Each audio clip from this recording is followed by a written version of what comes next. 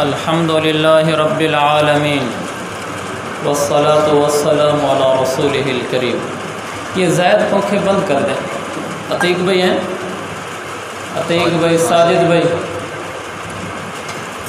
ساجد بھائی،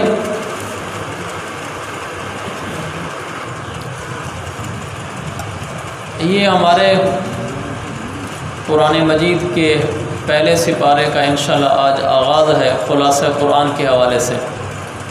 سب سے پہلے تو رمضان شریف کی آمد کی مبارکباد ہو آپ سب کو۔ بہت برکتوں والا مہینہ ہے۔ پچھلے جمعے میں نے اسی پر بیان کیا تھا کہ اللہ تعالیٰ نے کیسا برکتوں والا ہمیں مہینہ دیا ہے۔ تو وقت چونکہ اس وقت مختصر ہوتا ہے، انشاءاللہ 20 سے 25 منٹ میں روزانہ ہم ایک سپارے کا خلاصہ بیان کیا کریں گے۔ اس میں ایک بنیادی بات کو سمجھنا بہت ضروری ہے، وہ یہ کہ یہ جو خلاصہ قرآن ہوگا، اس کا یہ مطلب ہرگز نہیں ہے کہ اس پہلے سپارے میں جو کچھ مذکور ہوا ہے، اللہ نے بیان کیا ہے، وہ میں نے سارا بیان کر دیا ہے اس خلاصے میں۔ یہ نہیں ہے، کیونکہ پورے سپارے کا خلاصہ 20 سے 25 منٹ میں بیان ہو ہی نہیں سکتا، ممکن ہی نہیں۔ بہت ساری باتیں رہ جائیں گی۔ ایک سپارے کے آدمی تلاوت بھی کرنے لگ جائے، غیر حافظ آدمی، تو 20-25 منٹ تو صرف تلاوت میں لگ جاتے ہیں، چاہے جائے کہ اس کی تشریح، اس کا مفہوم، اس کا مطلب بیان کیا جائے۔ لہٰذا اس نقطے کو ذہن میں رکھنے کے بعد کہ یہ سارے سپارے کے مفہوم کو بیان نہیں کیا جائے گا، یہ بات ذہن نشین رہے کہ صرف اس سپارے کی اہم باتیں بیان کی جائیں گی۔ ہر روز مثلا آج پہلے روزے کا انشاءاللہ تراویح پڑھی ہم نے، تو آج پہلے سپارے کا خلاصہ، کل آئندہ دوسرے سپارے کا خلاصہ، پھر تیسرے سپارے کا خلاصہ۔ ہر روز ایک سپارے کا خلاصہ بیان کیا جائے گا۔ خلاصے کا مطلب یہ کہ اس سپارے میں جو اہم مضامین ہیں، ان مضامین کو میں بیان کرنے کی کوشش کروں گا۔ اور سب سے پہلے ہم سب کی نیت عمل کی ہو، معلومات میں اضافے کی نہ ہو، کیونکہ اگر صرف معلومات دینا میرا مقصود ہوا، میری بھی آخرت میں جنت کی تیاری مکمل نہیں ہوگی۔ اور اگر آپ کا مقصود بھی صرف معلومات میں اضافہ کرنا ہوا، آپ کو بھی جنت کی خوشخبری مل جائے اس سننے سے، یہ مشکل ہو جائے گا۔ تو شروع کرتے ہیں سورہ فاتحہ سے۔ سورۃ الفاتحہ مکی سورت ہے۔ اس سورت کے اندر اللہ تعالیٰ نے 3 مضامین بیان فرمائے ہیں۔ پورے قرآن کا خلاصہ 3 چیزیں ہیں۔ پورے قرآن کا خلاصہ 3 چیزیں ہیں: توحید، رسالت اور آخرت۔ پورا قرآن اس کے گرد گھومتا ہے۔ یا توحید بیان ہو رہی ہوتی ہے، یا رسالت، رسولوں کا تذکرہ، رسولوں کی شریعت کا تذکرہ، رسولوں کے بیان کردہ احکامات کا تذکرہ چل رہا ہوتا ہے۔ تیسرا یا پھر آخرت کا، یعنی قبر، حشر، جنت، جہنم کا تذکرہ چل رہا ہوتا ہے۔ تو سورہ فاتحہ جو کہ آغاز ہے اس قرآن پاک کا، اللہ نے اس سورت میں یہ 3 مضامین بیان کیے ہیں۔ الحمدللہ رب العالمین، اس میں توحید کا تذکرہ ہے۔ الرحمن الرحیم میں توحید کا تذکرہ ہے۔ مالک یوم الدین میں آخرت کا تذکرہ ہے۔ ایاک نعبد و ایاک نستعین میں پھر توحید کا تذکرہ ہے کہ اے اللہ ہم صرف تیری عبادت کرتے ہیں اور صرف تجھ سے مدد چاہتے ہیں، تو اس میں بھی توحید ہوگی۔ اہدنا الصراط المستقیم، اس میں رسالت کا تذکرہ ہے۔ صراط الذین انعمت علیہم غیر المغضوب علیہم ولا الضالین، اس میں بھی رسالت کا تذکرہ ہے۔ تو اس صورت میں توحید، رسالت اور آخرت تینوں مضامین آگے سورۃ البقرہ ہے۔ سورۃ البقرہ کو بقرہ اس لیے کہتے ہیں کہ عربی میں گائے کو بقرہ کہتے ہیں، اور یہاں آیت نمبر 67 سے لے کر 73 تک اس میں گائے کا ایک واقعہ آئے گا جو میں بھی عرض کرتا ہوں۔ اس نسبت سے اس کو سورہ بقرہ کہا جاتا ہے۔ قرآن مجید کی جتنی صورتیں ہیں، یعنی 114، ان میں سب سے لمبی صورت سورہ بقرہ ہے، سب سے لمبی صورت۔ اس کی اپنی شان ہے، ایک بہت اہم فضیلت ہے اس صورت کی۔ یہ گھروں میں بھی جا کر بتائیں، خود بھی اس کو یاد رکھیں۔ یہ ہمارے بہت سارے مسئلوں کا حل ہے، یہ میں آپ کو بھی بتانے لگا ہوں۔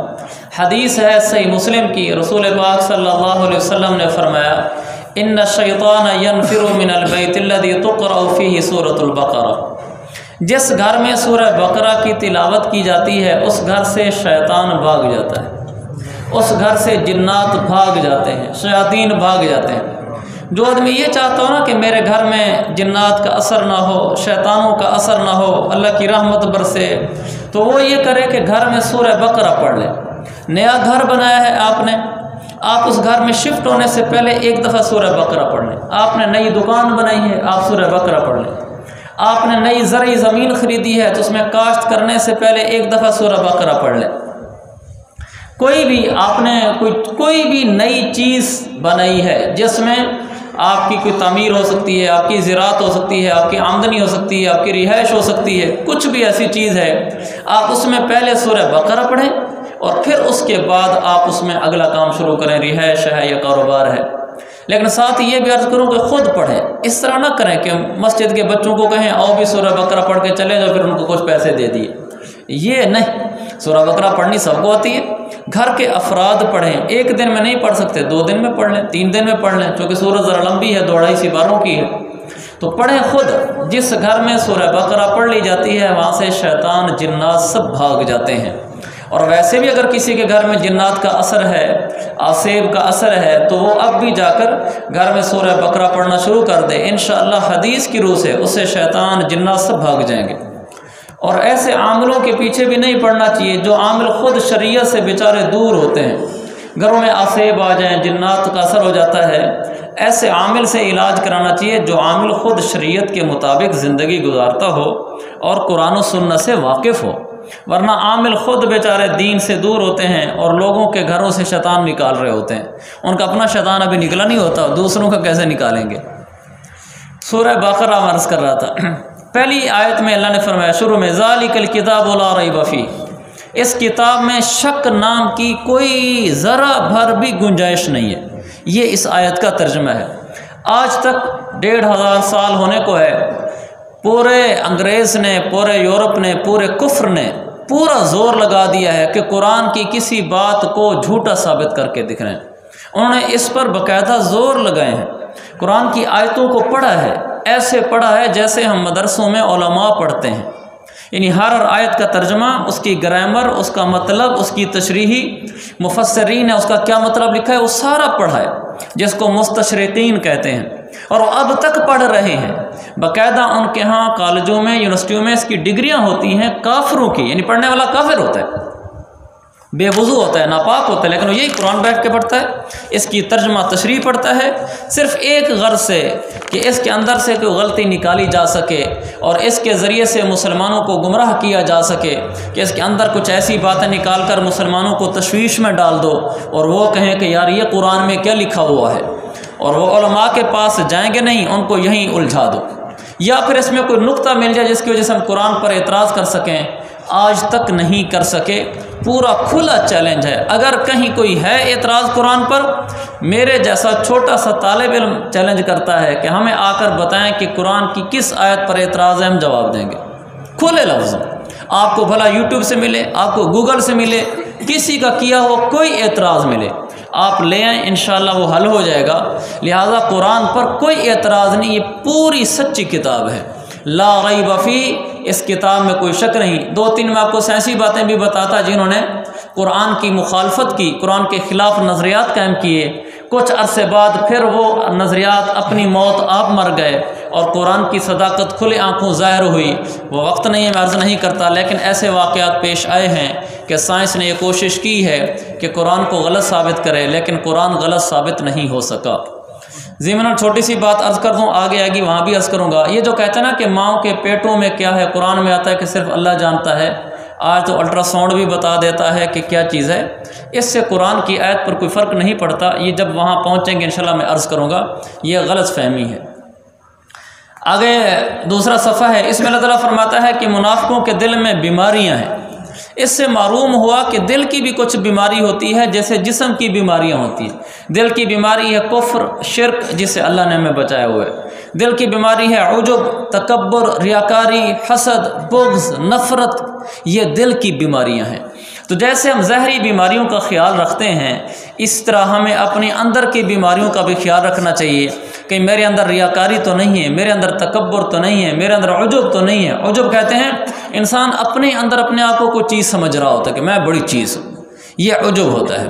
اور تکبر یہ ہوتا ہے کہ وہ بڑا صاف لفظوں میں کہتا ہے تو کون ہے، ہم جیسا کوئی نہیں ہے، یہ تکبر ہے، بڑائی ہے۔ تو دل کی بیماریوں کو بھی صاف کرنا چاہیے، ورنہ آخرت میں نقصان ہوتا ہے۔ آگے فرمایا کہ یہ جو کافر تھے وہ صحابہ کو کہتے تھے کہ تم بے وقوف ہو، انؤمن کما آمن السفہاء۔ تو وہ صحابہ مولوی لوگ تھے، جیسے ہمارے زمانے میں داڑھی والے کو اور مدرسے والے کو مولوی کہا جاتا ہے، اس زمانے کے صحابہ کرام تھے جو علماء تھے، اور ان کو آپ کہہ سکتے ہیں داڑھی والے۔ اس زمانے کی لحاظ سے علماء اور مولوی لفظ کا لفظ بولا جاتا ہے داڑھی والے پر، تو اس زمانے کے مشرکین صحابہ کو یہ طنزاً کہا کرتے تھے کہ یہ مولوی ملا صفہاء ہیں۔ تو اس پر اللہ تعالیٰ کی طرف سے ہمیں یہ پیغام ملا ہے کہ یہ طعنہ تمہیں آج نہیں دیا جا رہا، یہ شروع سے دیا جا رہا ہے۔ انہوں نے کہا منافقین نے انؤمن کما آمن السفہاء، ہم ایسے مولوی بن جائیں جیسے نعوذ باللہ یہ بے وقوف صحابہ بنے ہوئے ہیں۔ تو یہ اس پر کسی آدمی کو تنگ دل نہیں ہونا چاہیے کہ ہمیں دیندار بننے کی وجہ سے لوگ مولوی ملا کہتے ہیں تو ہماری عزت میں فرق پڑتا ہے، یہ شروع سے چلا آ رہا ہے، اس کو برداشت کرنا چاہیے۔ آگے اللہ تعالیٰ دعویٰ کرتا ہے فَأْتُوا بِسُورَةٍ مِّن مِّثْلِهِ، اگر تم کہتے ہو کہ قرآن اللہ کا کلام نہیں ہے، نبی کا اپنا گھڑا ہوا ہے، اپنا بنایا ہوا ہے، جیسا کہ مشرکین مکہ کہتے تھے، اللہ فرماتا ہے اس جیسی ایک سورت تم بھی بنا لو، چھوٹی سی چھوٹی سورت سورت الکوثر ہے، ایک سورت لو تم بھی بناؤ قرآن کے برابر، اس میں عربی کے لحاظ سے عربی بلاغت کے لحاظ سے طاقت ہو تو پتہ چل جائے گا کہ قرآن اللہ کا کلام نہیں ہے، انسان کا بنایا، تم بنا لو۔ بعضوں نے زور بھی لگایا، ایک عرب تھا تو اس نے اس پہ بڑی کوشش کی، اس نے کہا ہم بھی قرآن جیسا کلام بنا کے لائیں گے، تو وہ قرآن بنا کر لایا، اس نے کہا الفیل ملفیل وما ادراک ملفیل ذن اذنابہ طویل و خرطومہ کثیر، یہ صورت بنا کر لایا الصورت الفیل کے مقابلے میں اور القاریۃ ملقاریہ کے مقابلے میں، جس کا ترجمہ میں آپ کو بتاتا ہوں۔ جب اس نے صورت پیش کی تو اس کے عربوں نے اس کو چخ چخ کی، اس نے کہا کوئی مقابلے کی بناتا، کوئی حیا کی تو بنا کے لاتا، ایسی بنا کے ہمارے بھی ناک کٹوا دی۔ تو کوئی قرآن کے مقابلے میں کلام نہیں بنا کے لا سکا۔ اس نے جو صورت بنائی اس کا ترجمہ یہ تھا کہ الفیل ملفیل، ہاتھی تمہیں کیا پتہ ہاتھی کیا چیز ہوتی ہے، یہ وہاں بولا جاتا ہے جیسے اللہ فرماتے ہیں القاریۃ ملقاریہ، ایک ایسی چیز آئے گی جو زمین و آسمان کے نظام کو تباہ کر دے گی، تمہیں کیا پتا وہ کیا چیز ہوگی۔ آدمی حیران ہوتا ہے پتہ نہیں کیا چیز ہوگی۔ اس نے ہاتھی کے بارے میں کہا کہ ہاتھی تمہیں کیا پتا کہ ہاتھی کیا چیز ہے، پھر دوبارہ کہا کہ وما ادراک ملفیل، تمہیں کیا پتا ہاتھی کیا چیز ہے، اس کی جو سونڈ ہوتی ہے وہ لمبی ہوتی ہے، دم چھوٹی ہوتی ہے، صورت ختم ہو گئی۔ تو لوگوں نے کہا بڑے افسوس کی بات ہے، بنانی بھی تو کوئی مشورے کر لیتا کسی سے۔ تو وہ عرب فصیح تھا لیکن نہیں بن سکا قرآن کے مقابلے میں کوئی کلام۔ ایسے اور بھی بعضوں نے بنائے، قرآن میں ہے والسماء ذات البروج، قسم ہے ان آسمان کی جو برجوں والا ہے، اس پر کسی نے صورت بنائی والنساء ذات الفروج، اس کا ترجمہ کسی عالم سے پوچھ لینا یا بیان کرنا مناسب نہیں ہے، تو اس کو بھی انہوں نے چخ چخ کی، انہوں نے کہا کوئی لحاظ سے بنا لیتا۔ تو لوگوں نے ہر زمانے میں کوششیں کی ہیں لیکن سمجھ میں کسی کی نہیں ہے کہ اس کے مقابلے کا کلام لایا جا سکے۔ آگے اللہ تعالیٰ فرماتا ہے یضل بہ کثیرا ویہدی بہ کثیرا، اللہ تعالیٰ اس قرآن کے ذریعے سے بہت سارے لوگوں کو گمراہ کرتا ہے اور بہت سارے لوگوں کو ہدایت دیتا ہے۔ یہ نوجوان نسل کے لیے بڑی قابل غور آیت ہے، اس لیے کہ ہمارا آج کا جو دین کا ماخذ مرکز، دین سمجھنے کا جو بنیادی مقام رہ گیا ہے وہ ماشاءاللہ گوگل صاحب ہے یا پھر آگے یوٹیوب ہے۔ جس کو کسی بات کی ضرورت ہوتی ہے وہ ٹھک لکھتا ہے، اسی وقت 2-4 کلپ سامنے آ جاتے ہیں، اس کو سن لیتا ہے، کہتا ہے واہ عالم تو بڑے دلائل سے بات کر رہا تھا، وہ تو بڑا مذہبی سکالر تھا، کیا بات ہے اس کی جی۔ اللہ نے کہا یضل بہ کثیرون، بہت سارے لوگ ہوں گے یہ قرآن پڑھیں گے اور قرآن کے ذریعے سے گمراہ ہوں گے بھی صحیح، کریں گے بھی صحیح، وَيَهْدِ بِهِ كَثِيرًا، اور قرآن کے ذریعے سے بہت سارے ہوں گے ہدایت پائیں گے بھی صحیح، ہدایت دیں گے بھی صحیح، لوگوں کی ہدایت کا ذریعہ بھی بنیں گے۔ تو آپ یہ دیکھیں کہ آپ دین کس سے سیکھ رہے ہیں؟ جو آپ کو یوٹیوب پر گوگل پر تحریر مل رہی ہے، کلپ مل رہا ہے، وہ کس کا ہے؟ وہ خود بھی قرآن سے ہدایت لے رہا ہے یا خود ہی گمراہ ہے اور دوسروں کو بھی گمراہ کر رہا ہے؟ تو آج تو بھرمار ہے اس طرح سوشل میڈیا پر، ہمارے میڈیا کے اوپر، کہ دین کے نام پر، قرآن کے نام پر، حدیث کے نام پر کتنے لوگ آ چکے ہیں اور بڑی چیز بنے بیٹھے ہیں، وہ کہتے ہیں سب کچھ ہمیں، باقی سارے غلط ہے۔ تو ایسے موقع پر دیکھنا چاہیے کہ میں نے دین کس آدمی سے سیکھا ہے۔ دین اس سے سیکھو جو باقاعدہ مستند نیک صالح عالم دین ہو، اس سے دین سیکھو۔ ایک آدمی عالم ہی نہیں ہے اور وہ کہتا ہے کہ دین میں جانتا ہوں، باقی کو کیا پتہ ہے، سارے علماء غلط ہیں۔ اور ایسے لوگ موجود ہیں، میں نام لینا مناسب نہیں سمجھتا، جو یہ کہتے ہیں وہ خود عالم بھی نہیں اور کہتے ہیں جو دین ہم سمجھتے ہیں آج تک کوئی عالم نہیں سمجھا، یہ سارے مولوی غلط ہیں، بس ہم ٹھیک ہیں۔ کیسی بیوقوفی کی بات ہے، نادانی کی بات ہے۔ قرآن سے بہت سارے لوگ گمراہ بھی ہوتے ہیں، لہذا یہ نیٹ کو استعمال کرتے ہوئے احتیاط کیجیے۔ دین کا معاملہ ہے، یہ کوئی فنی کلپ دیکھنے کی چیز نہیں ہے جس کا بھی ملے چلو اٹھا کے دیکھ لو۔ دین سیکھنا ہے علماء سے سیکھیں۔ آگے اللہ تعالیٰ نے تذکرہ کیا بنی اسرائیل کو یہ کہتے ہوئے کہ میری نعمتوں کو یاد کرو، اذکروا نعمتی التی انعمت علیکم۔ اللہ تعالیٰ یہاں فرماتا ہے میری نعمتوں کو یاد کیا کرو۔ ہم لوگ کیا کرتے ہیں؟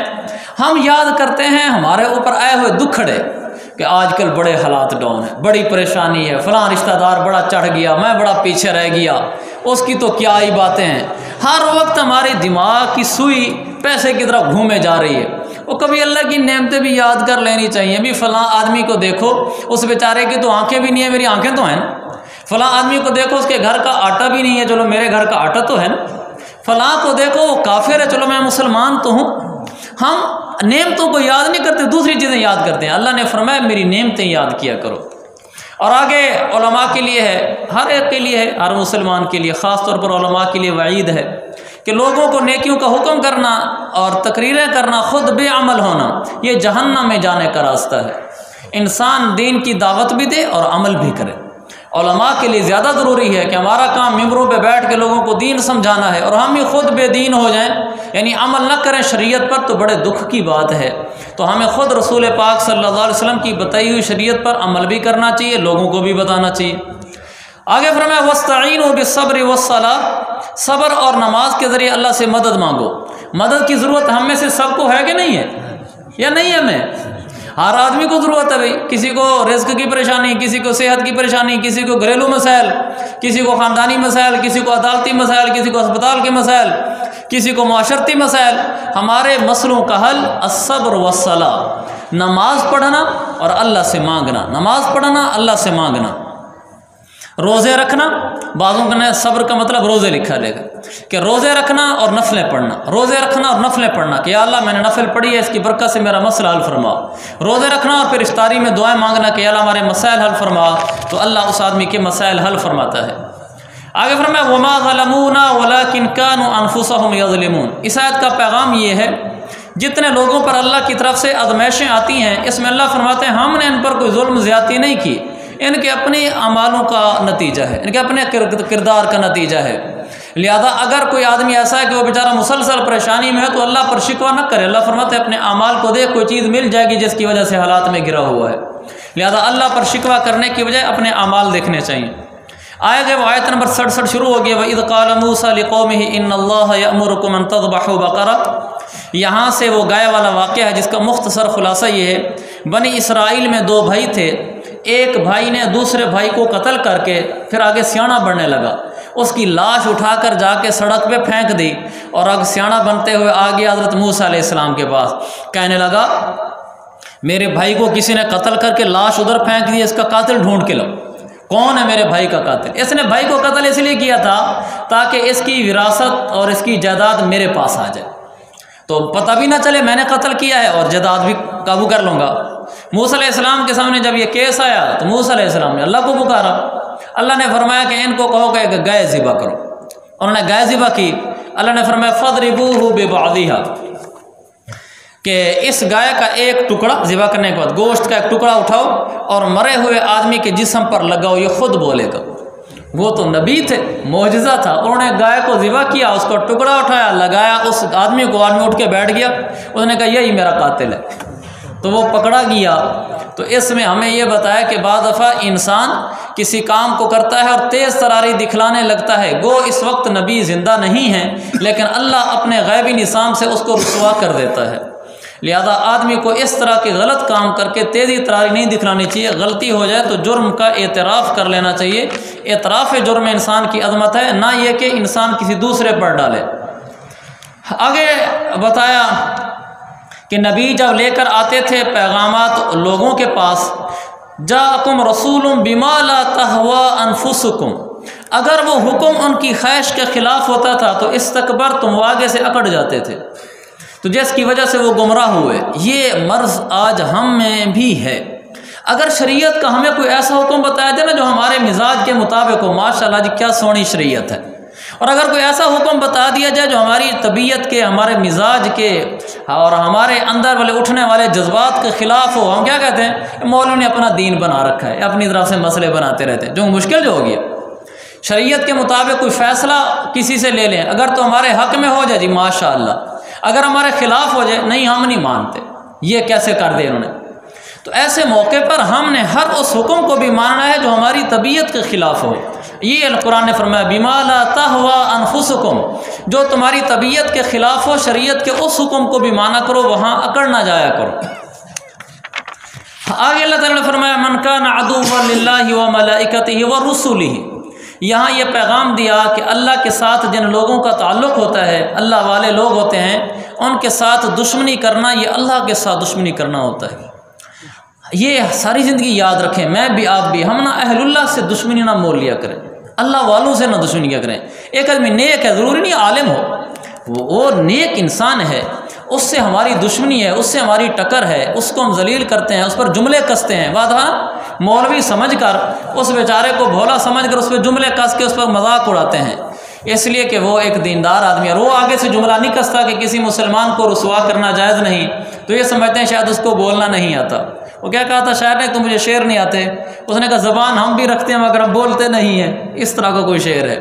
تو اگر کوئی آگے سے نہیں بول رہا تو بھائی اس کی وجہ سے ہمیں اس کا ناجائز فائدہ نہیں اٹھانا چاہیے، کسی اللہ والے سے دشمنی نہیں رکھنی چاہیے، جتنے اللہ والے ہوتے ہیں ان سے محبت رکھنی چاہیے، ان سے محبت کا فائدہ یہ ہوتا ہے کہ یہ انسان بھی اللہ کی نظروں میں محبوب ہو جاتا ہے۔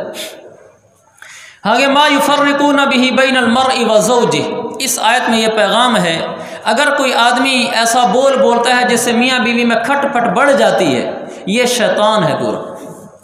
یہ قرآن ہمیں پیغام دے رہا ہے یفرقون بہ بین المرء وزوجہ، زوج تو آپ لوگ جانتے ہیں، میاں بیوی کو جدائی ڈلوانا یہ شیطانی کام ہے، ہمارے یہاں کتنا کثرت سے ہوتا ہے۔